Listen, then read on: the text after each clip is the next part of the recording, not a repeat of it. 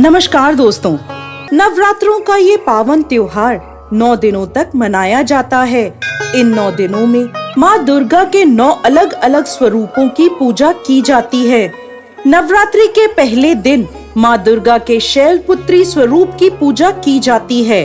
अपने दाहिने हाथ में त्रिशूल धारण किए, बाएं हाथ में कमल को शोभित किए, वृषभ पर सवार नव दुर्गाओं में प्रथम देवी शैलपुत्री हैं, जिन्हें सती के नाम से भी जाना जाता है। माता शैलपुत्री की कथा के अनुसार एक बार प्रजापति दक्ष ने एक बहुत बड़े यज्ञ का आयोजन किया। इस यज्ञ में उन्होंने सभी देवताओं को अपना अपना योग्य भाग प्राप्त करने के लिए आमंत्रित किया, परंतु उन्होंने भोलेनाथ को निमंत्रण नहीं भेजा। जब माता सती को यह ज्ञात हुआ कि उनके पिता एक अत्यंत विशाल यज्ञ का अनुष्ठान कर रहे हैं, तब उनका मन वहां जाने के लिए बेचैन हुआ।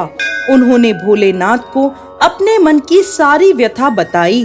भोलेनाथ बोले, देवी, प्रजापति दक्ष शायद हमसे किसी बात पर रुष्ट हैं, इसलिए उन्होंने सभी देवताओं को अपना अपना यज्ञ भार समर्पित किया है, परंतु उन्होंने हमें नहीं बुलाया, ना ही हमें कोई सूचना भेजी, इसलिए आपका वहां जाना उचित नहीं होगा।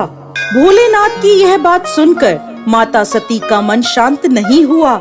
पिता के द्वारा किए गए यज्ञ में सम्मिलित होने और अपनी माता और बहनों से मिलने की उनकी इच्छा और प्रबल होती जा रही थी।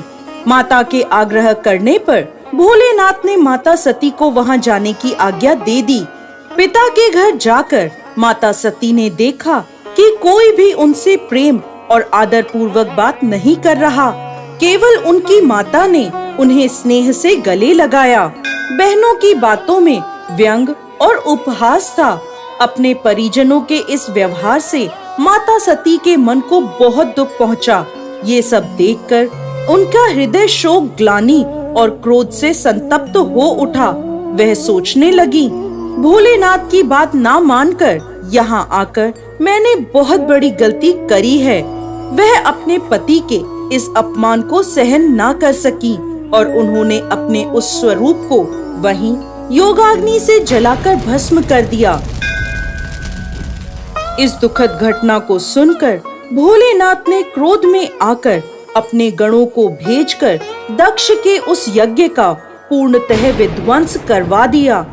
सती ने योगाग्नि द्वारा अपने शरीर को भस्म कर अगले जन्म में शैलराज हिमालय की पुत्री के रूप में जन्म लिया।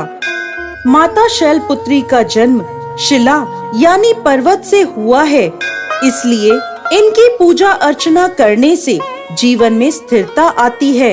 इनकी पूजा अर्चना से वैवाहिक जीवन सुखद हो जाता है और घर में सुख समृद्धि आती है।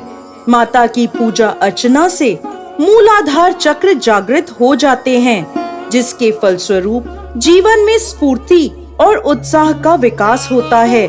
साथ ही साथ माता शैलपुत्री की पूजा अर्चना से चंद्रमा से जुड़े सभी प्रकार के दोष दूर होते हैं और भक्त को सौभाग्य की प्राप्ति होती है। दोस्तों, नवरात्रि के प्रथम दिन माता शैलपुत्री की पूजा सफेद रंग के विशेष पुष्पों से करें। साथ ही साथ माता को सफेद मिठाई का प्रसाद चढ़ाएं और माता की तस्वीर के आगे कपूर अवश्य जलाएं। पूजा के बाद माँ शैलपुत्री को गाय का घी अर्पित करें, जिससे माता आरोग्य काया का आशीर्वाद देती हैं और व्यक्ति का मन एवं शरीर दोनों निरोगी रहते हैं। तो दोस्तों, यह थी नवरात्रि के प्रथम दिन पूजी जाने वाली माँ शैलपुत्री की पावन कथा। जय माँ शैलपुत्री।